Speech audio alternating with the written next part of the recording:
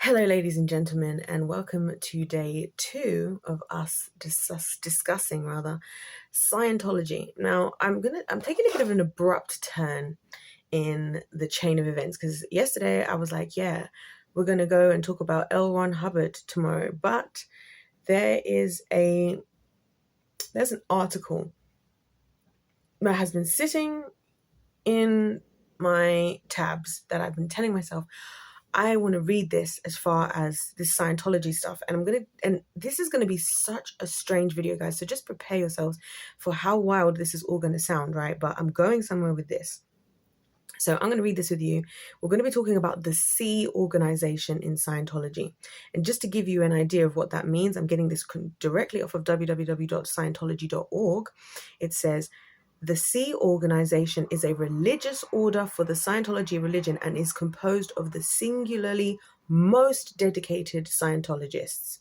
So I'm already curious. Now, I'm curious of this whole thing of the C because we'll come back to why I'm curious about the sea, but the fact that it had something to do with the sea and the ocean, guys, there's a big connection with a lot of things to do with the ocean and with the sea and with the kingdom of darkness. Now, this is one of those you're just going to have to ride the wave, ironic, ride the wave with me and just hear me out, okay? So I'm going to first of all read what these people are about, point out what I just saw that made me sure I had to make this, and then tell you guys why this just makes me think this is even worse. Okay. So, and the most committed individuals who have committed their lives to the religion, to the volunteer service of their religion. I love how we always need to make sure we're talking that we're volunteering to make sure nobody feels like we're wasting anybody's money and like we're nothing other than just another church, right? Okay. The C organization is a fraternal religious order and is not incorporated. Oh gosh. This is where it's not incorporated. So that is great, isn't it? Because it means they don't have to answer to anything. They don't have to answer to anyone. This is the perfect, genius way to just continue doing something. They're not being paid. There's an exchange of finances. So essentially, they're the equivalent of a club of people that meet up every week in a particular place. Perfect way to not be held accountable, to have to put anything into public records, anything to be talked about as far as money. This is so fascinating. Members of the C organization are therefore wholly responsible to the Church of Scientology, to which they are assigned, and are responsible, as are all other staff, to officers and directors of that church, and which they are assigned and are responsible. Okay. The C organization was established in 1967. I'm telling you, so much. I feel like the biggest turn that we've had in the world towards the kingdom of darkness all started in the 70s, like around 1970, that time. Here's where it gets in. Here's what the bit that got me. The C organization was established in 1967 and once operated from a number of ships.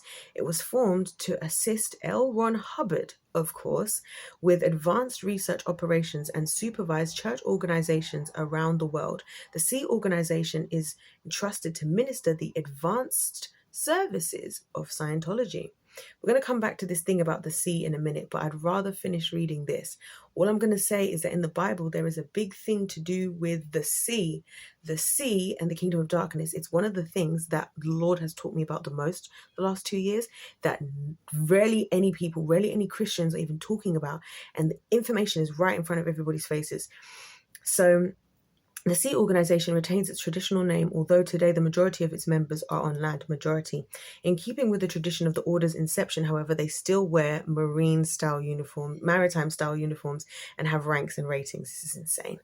The C organization motor vessel Free Winds is entirely staffed by members of the C organization, utilizing the training materials developed by L. Ron Hubbard in the early days of the C organization. The Free Winds has the best safety and service record of any ship in the Caribbean. Oh my gosh, guys, I cannot wait. I can't believe this is where we're going with this right now, but I'll just say this. The sea, let's come back because I'm getting too excited. Here, but let's just say that the sea is one of the most, if not the most important area, as far as the earth, as far as the air, the land, the sea. The sea, I believe, is the biggest area what the kingdom of darkness is using. Yeah. Just wait for it. As volunteers and members of a religious order, Sea organization members work long hours and live communally with housing, meals, uniforms, medical and dental care, transport, and all expenses associated with their duties provided by the church. They also receive an allowance to purchase personal items, as all of their other expenses are fully covered by the church.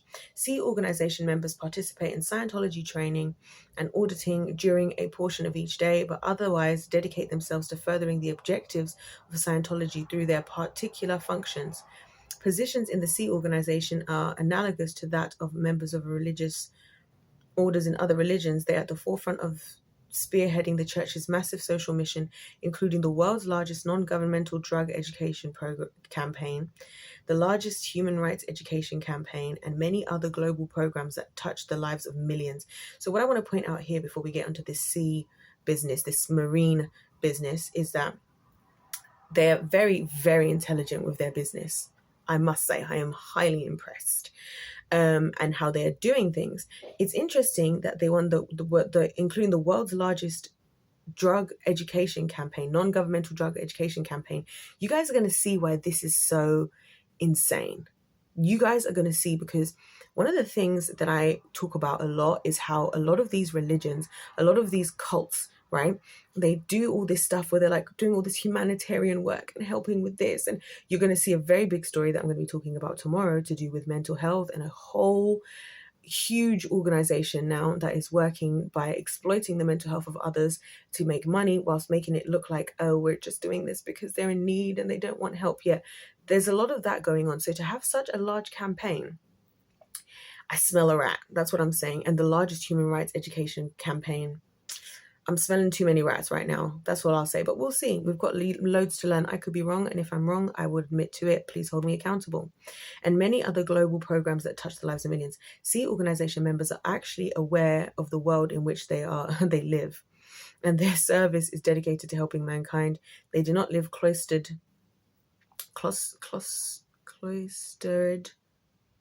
lives, but are very much a part of society. I feel like that's a little jab back at people who say that like it's a cult and people can't be out, but then they've used let's look at these words, guys. Flipping heck, this is why I can't stand words, mate. This is the theme of today, that everybody's going to learn today, that when I tell you I'm good when it comes to numbers, I'm good when it comes to equations, I'm absolute horror when it comes to words and English. Okay, let's look these up. How do I do this? I'm also grandma when it comes to technology.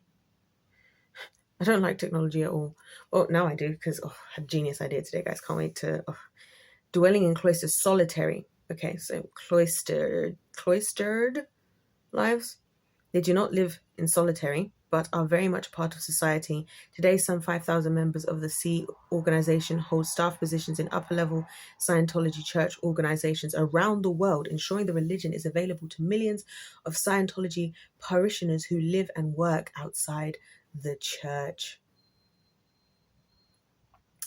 So here we go. Oh, there's even a little thing here that says, is it true that people sign the billionaire contract? Well, we'll come back to that in a second.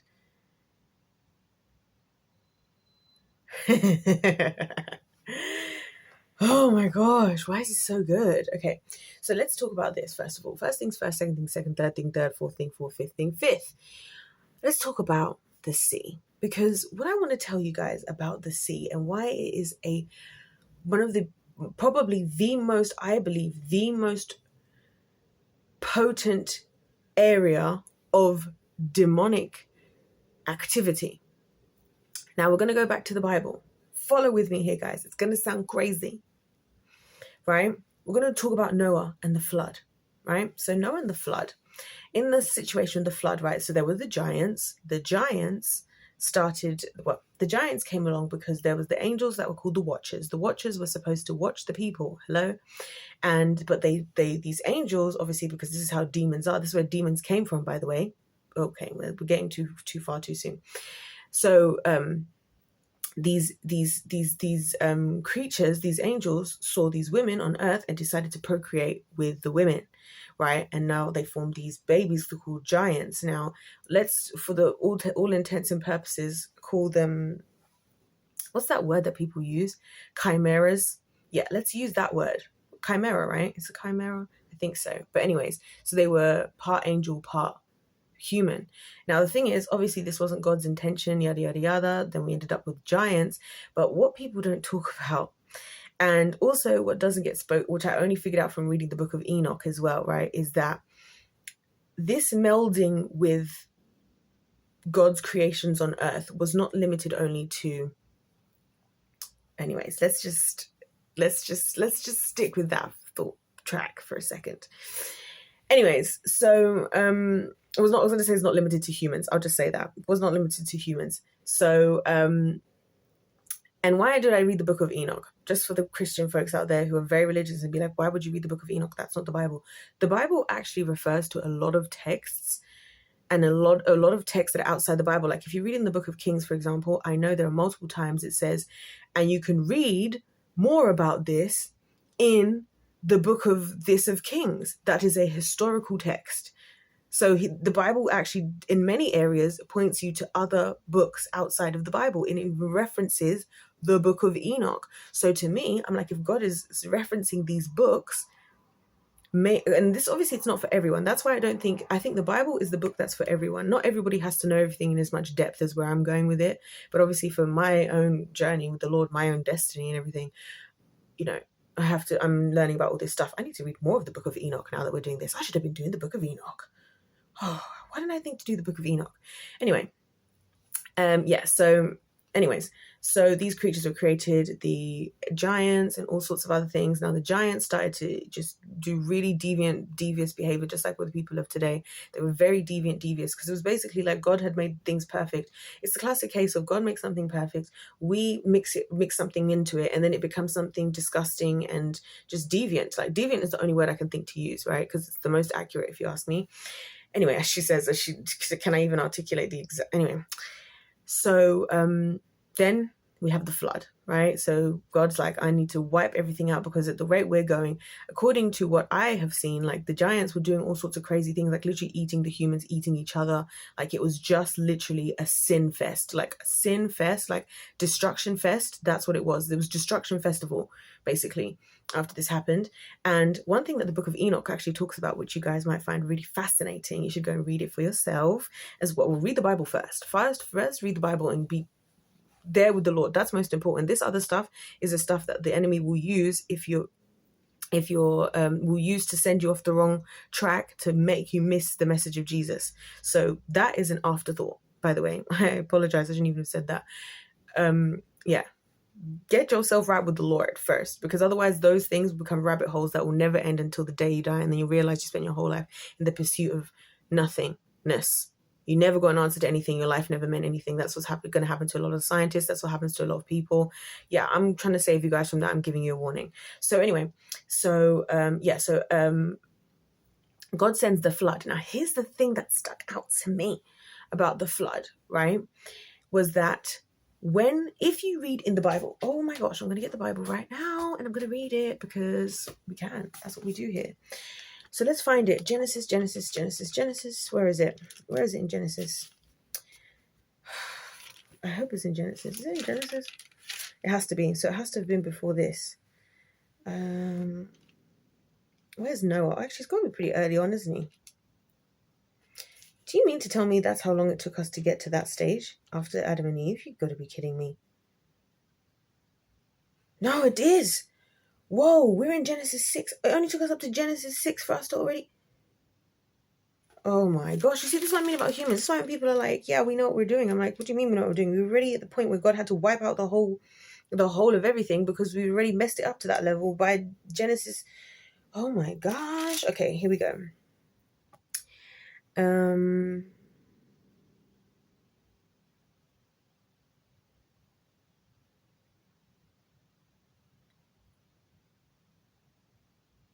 Okay, here we go. So Genesis 6, it says, when man began to multiply on the face of the when man began to multiply on the face of the land and daughters were born to them, the sons of God, so when the Bible says sons of God, it's referring to angels, saw that the daughters of man were attractive, and they took as their wives, and they chose. Then the Lord said, my spirit shall not abide in man forever, for he is flesh, his days shall be 120 years. So first of all, we have this scenario where this is where God decided that we were not going to just be living for all these hundreds of years, probably because he's like, wow, if I let you guys live for long, this is what you guys end up with. Which is interesting because just before this, in the chapter before, we've got Enoch. Perfect. Don't we just love when the Lord is just my little shepherd? Yeah, so before it's listing in verse 5 the descendants, Adam's descendants to Noah. So everybody that came between Adam to Noah. And this is what I like about the Bible, because it does this on purpose so that we know, so that we can check, we can go against the historical text and see what it's talking about. Anyway, so I've highlighted in chapter 5, it says, thus all the days that Adam lived were 930 years. So Adam almost lived for 1,000 years. Now, obviously, all of this that was going on, all the things that people are doing, by the way, Enoch never died. Does it say this here? Is this the part where it says that Enoch?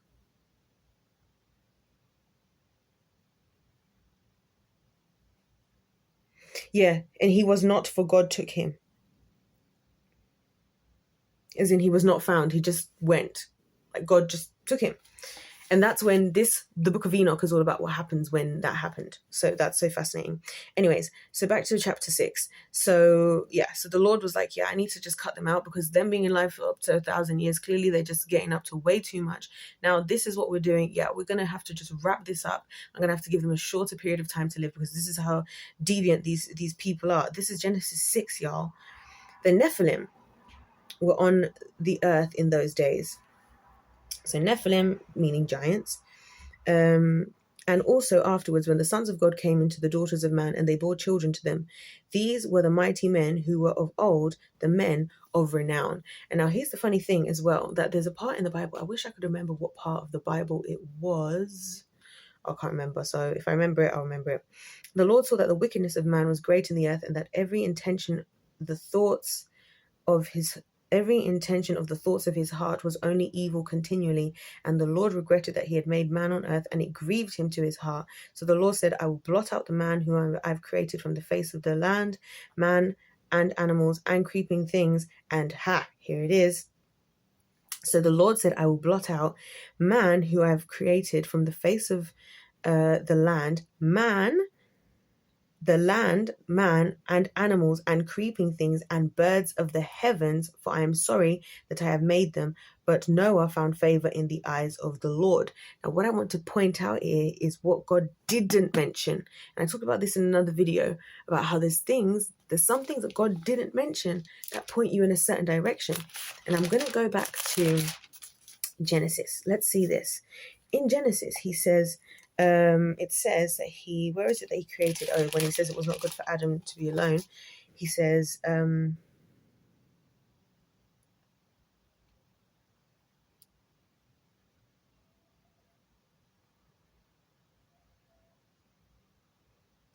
is this? Am I making stuff up now?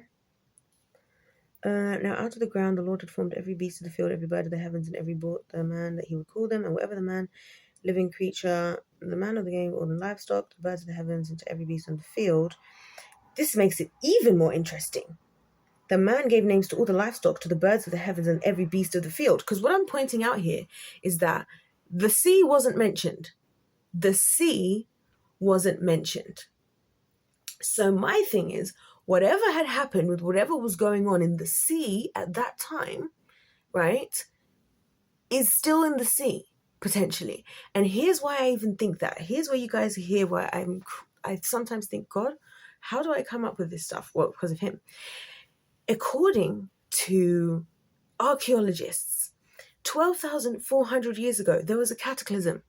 There was a cataclysm where all these meteors hit all the icebergs. This is the last ice age, right? And there was a huge flood, and the sea levels rose by 400 feet. So this is where all of these so-called, myths and legends about places like Atlantis and the water people Wakanda forever. Can I talk about why are we all of a sudden talking about the water people coming out of the water? Is there a reason? Is the enemy trying to show what he's doing? Is the enemy, do you know what I'm saying? Because we're at the point where nobody believes this stuff no more, right? So anyway, and after this, right, if you go around the world today, and you go to all of these all of these different pyramids around the world, all of these different places that have existed for tens of thousands of years, there's two interesting things that have been found. First of all, that a lot of buildings that used to exist have been hidden, purposefully hidden under earth. A lot of them have just been hidden, obviously, under the ground by the sea. So some countries today that used to be connected, they're now not connected, because the point where they were connected before the sea levels rose is now underground. And this happens a lot in Europe, in the Europe kind of area. There's a lot of that there. Right, so what was there is now under the ground, so under the sea, right? So I want you guys to think about this. And so what happened in all these places, that a lot of them have been hidden, but people have actually found them, locals have found them, because the scientific archaeologists don't want to see this. And I'll tell you exactly why. Because if they acknowledge this stuff, then it suggests that we are not the best form of intelligence that has ever existed. And so much of science is based upon the fact that we are the so-called apex of all humans that ever existed. We are the ones who are progressing forward. We are the more intelligent ones. And so for all of these structures, all of this technology, and all of the things that are being suggested to have been seen to be real, then that means that would show, if they were to accept that, it would mean that even just how all these things were built, like the pyramids, all of this, there's all this, how do they build the pyramids? Exactly. Probably it was the giants, is what I'm trying to say. It was probably the giants. It's probably all these creatures that were around. And the interesting thing is that if you go to a lot of these places, especially the hidden ones, the locals will investigate them, even though these archaeologists that come from the Western world will try to shut them down, or will try to stop them, or will silence them, or won't acknowledge their research, even though their research is proven with proper technologies that they're doing in the various places all over the world, show that within a lot of these temples, that they all have this symbolism that points to a particular star. What do you call it? Oh, what's the word for the... Oh, when the stars are in the sky in a certain thing. Oh gosh, I can't remember the name of it, but you guys know what I'm talking about, right? Now, I'm not about to go into astrology. What I'm going to say is that exact constellation, constellation, we're going to go with constellation, who knows? English is not my thing. That constellation, if you date when that would have been, where it would have been, goes back to that date, 12,400 years ago, where there was this cataclysm. And it seems, according to these people, like they were trying to warn the people of the future that what will happen in treachery, as in this flood, if you continue down the treachery, right? And now the interesting thing about this also, just to say about the constellation thing, that's actually also how the wise men found Jesus, by the way, guys, just throwing in a little bit of extra information, because they had noticed that there was some kind of something special going on in the sky. And this is also to do with, that star that, anyway. So the interesting thing about this for me is, first of all, that somebody and some people went out of their way to hide these structures that are very purposefully built, and they all point in the exact direction, in this same direction. They're all built for the sun to come in at this exact direction. This is something that is very common in other religions, by the way, of today, like religions that have existed for a very long time, that they build these temples so that the sun comes in at a certain point, at a certain time, in a certain way. And it's all to do with all this stuff, right? It's all very demonic. Even talking about it right now is making me feel a bit icky. But anyway, and the interesting thing was, everywhere around the world, if you go everywhere around the world, you look long enough in history, obviously not the history that they're going to teach you in school, because why would they want you to know this? You'll turn to Jesus. They talk about how there were these people that came from the water. There's a story, basically everywhere you turn, of these people that came from the water, either by boat, or they were not by boat. They were looking like aliens, right? They were looking like a lot of these things we see in these hieroglyphs, who came out and gave them the technologies of the future. They came out and told them how to live post this flood. Now, why is this interesting? Well, because the Bible, if you read the book of Enoch, right, the watcher angels that were there, right, which Enoch would have been there to see them. Also, Enoch was the one judging them. Enoch was actually the one who was judging these angels in the book of Enoch. It's very interesting. Each of them had come with a different technology.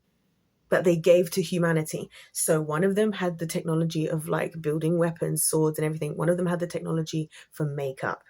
Yes, ladies and gentlemen, there was one of them with the technology for makeup, the sorcery of the modern woman. Yes, that was all done all the way back then, before this all happened, right? So anyway, so now these creatures have emerged from the water. Bearing in mind what just happened, a cataclysm 12,400 years ago, or as I believe was the flood of Noah, where the sea rose 400 feet. And even as the Bible says that the only thing he specifically talked about wiping out things on the land. What was it else? Let's see what else. Where were we? It's Genesis 6. Now we know. Now we all know where that is. Isn't that great? Land, man, animals, and creeping things, and the birds of the heavens. Think about that for a second. Even the birds were destroyed in the flood. But guess what wasn't? The things in the sea. The things in the sea. And listen, guys, I just saying that sea is the perfect place for the kingdom of darkness to have thrived and survived and be working its magic for all of these years. That's why I think there's certain places where there's very sinister behaviors that go on. So for example, like where I come from in Zimbabwe, now this is where I'm telling you guys, I'm going very airy-fairy with it. We're coming back to Scientology, just follow me with this, right? But I read this story of a girl who went through a lot of similar things that I went through, like with my own experience with my own people. Now, she talks about how members of the royal family used to come to, Prince Philip used to come to, and other members of the royal family used to come to this river that I've referenced in one of my other videos. I talked about how I'm like the Zambezi River. I remember me saying that, which is it's Victoria Falls, or as actually the actual name, Mosiawatunya, which means the smoke which thunders, right? It's a waterfall. It's stunningly beautiful, by the way, guys. It is so beautiful. I went there in 2018. I was like, I have to come back here and hike this whole thing. It is so beautiful. Anyway, one of the funny things is that there's all these stories that people have about how you can't, like, I should not even go there. I'm not even going to go there. I'm not going to go. Actually, I have to go there because I'm going to be talking about this. There's this whole thing, even amongst my own parents, I remember used to tell us growing up that like this thing about water spirits, and they would say these marine spirits, and they'll talk about how there's these water spirits and what these water spirits do. There's a thing that always happens in Western society a lot of the time, or in a lot of places around the world, for example, with things like banks, where you want to get some kind of spiritual benefits from the water kingdom, the sea spirits. That's why a lot of banks are built around water as well, right? Because of this marine spirit thing. This is also how we ended up with money, because the Phoenicians, who became who were an enemy of the Israelites, what did they do? They were in the water. They were the ones who actually started money as we know of it today. And was it the English language? I can't remember. Not the English language, but I can't remember. They were a big part of when we really took a big turn, even before, from the normal trading and whatnot, because now we have a lot of these very old coins, right? Yeah, so people were trading as normal. These Phoenicians, who were known to travel around the seas, they even in Israel, I believe they were all stashed along the the coast of the water. And I have really been delving into a lot of this water business, because like it's interesting how China has so many more than we can possibly think of, I believe, submarines underground, because we found out that that's happened, right? England is a country, or the UK is completely surrounded by water. There's a lot to do with places that are surrounded by water and connections to water spirits. So why am I saying all of this? And again, even the water spirits, if you guys search like things about marine spirits, water spirits, there are the craziest stories that people would never believe, but I would, because thank God I've grown up African in a way, well, because a lot of things that are the Western people would never believe, I've seen. Like, for example, there was one woman who was going into the water to meet with God knows what she was, and these water spirits would give her powers so that every time she would look at men, they would not be able to help but be attracted to her. And I know for a fact that a lot of these water spirits are working with, as we speak, in my own country of Zimbabwe, with some of these women in terms of these makeup products and these hair products, and literally teaching seduction using the power of marine spirits, the marine spirits, the marine kingdom, and actual sightings. Anyway, I'm not going to get too far into all of that because this is a lot for one video, but this is what's actually happening. And remember what I said before, guys,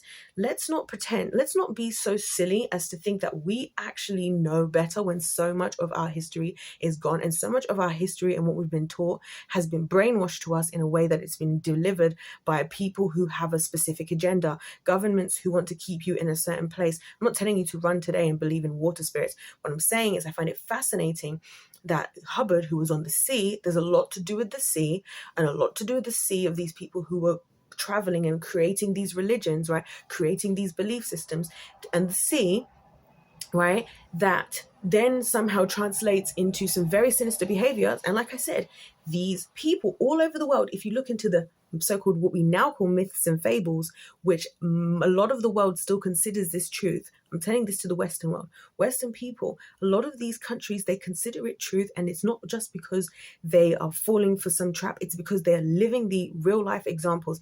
Like, it's normal, for example, in Africa to see very crazy spiritual things happening, people shape-shifting into animals and stuff like that. People in the West could not believe it. And that's exactly what the enemy wants, because like, let me just make sure the people in the West don't believe nothing, because if they don't believe anything, if they don't believe these things can exist, then that only means that they're further in the dark, they're further more ignorant, and I can get away with doing this stuff more. So that's why I'm probably one of the few people who's even thinking about this connection between the sea and how the sea was such a big founding of the Scientology in and of itself, with Ron Hubbard and these people, and the highest order of this all is the Sea Organization. Shock, because that's like what I said already. I said I believe that that's the most powerful, potent place of demonic activity. If I was to compare the sea, the land, the air, is the sea on the physical earth, right? And also because it's easily hidden to the rest of us, because none of us are delving that deep. But if you're some demonic whatever's, and this is why there's a lot of conspiracy theories to do with things like reptilians and all these different things, because a lot of it's to do with the ability to be, you know, deep in the water and all that type of stuff. Anyways, I know I've gone all the way off the ledge. What I'm trying to say here, anyways, in closing, because I need to close this video, is that I don't take for granted the fact that there is a connection to the sea, and it only makes it more sinister for me, because who knows what kinds of creatures were doing what with who knows what kind of beings were coming out from where, right? In the Western world, I know we're very, very sheltered from this stuff because it's done on purpose, so that we in the Western world look at the rest of the world as idiots who need to level up to our civilization. Meanwhile, we're the same ones living in slavery to our own same governments that were creating these curriculums. I can say that as a teacher, because that was my thing in school. I was like, who writes these curriculums? Why should I listen to you? Why should I trust what you have to say, right? People who have had the money to hide information, because a lot of, like, Phoenicians, for example, here's perfect thing to leave you with. They have virtually an inaccessible history. The only way me piecing all this together has literally been largely because of the Bible, because they're mentioned in the Bible. So I was like, God, who are these people? And they were pivotal in trading across the world. They were pivotal in moving around in that sea that's like near where Israel is and all of that. They were big pivotal in terms of creating forms of, was it currency? It was either currency or a language, as in like the language for where all the languages came to end up ending in like the English language as well. And so and bearing in mind that, like I said, historically around the world, they're suggesting that these sea people came and told them of these technologies. Where do those sea people get those technologies? Maybe because they came from the Watcher angels who had these technologies as listed in the book of Enoch, who gave it to them. They survived the flood because they were in the water, which the Bible even says doesn't even mention them, right? They emerged, and then they came back with a better strategy. Like, this time we have to be hidden. This time we can't let them find us. And that's why I believe that whoever was trying to support, or who was trying to help, or whatever, or maybe just was showing what was going on, put all of these signs to the specific date 12,400 years ago in order to be a warning, because that's how I feel about the world right now. I'm not going to lie to you. I've been praying to God, like, God, I'm ready for that arc, because who knows, although the rainbow before the LGBTQ plus completely destroyed it was God's promise that he would never do that again. But I mean, I feel like we're in the equivalent level of, we're getting to the equivalent level of debauchery at this point on earth. You know what I'm saying?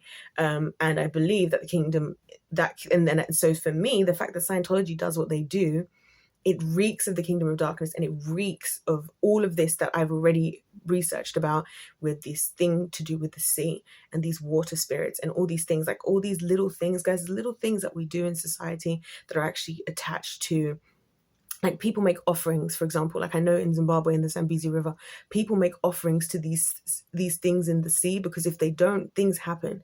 And like when people try to come and change things, there's been all sorts of crazy stories of what things have happened, and I believe them. You know, I believe them because I believe that the enemy's greatest trick is to get us never to believe the truth, just like why people don't believe the things that I say. Because why? Because the Bible says, which we'll see in the book of Revelation, that my people perish for a lack of knowledge. Remember that that's what it says. My people perish for a lack of knowledge. So who knows? I 100% believe that that's got something to do with this sea organization and Scientology. But we'll see, guys, because we're early on to the journeys of this. If you've enjoyed this, guys, please don't forget to subscribe. Check out the rest of the playlist. This has been day 2, because if life's a game, let's play to win. It was a heavy one. Let me know your thoughts, especially after this one, because this was crazy. Let me know if you need me to elaborate on anything. And I'll see you in my next one. Goodbye.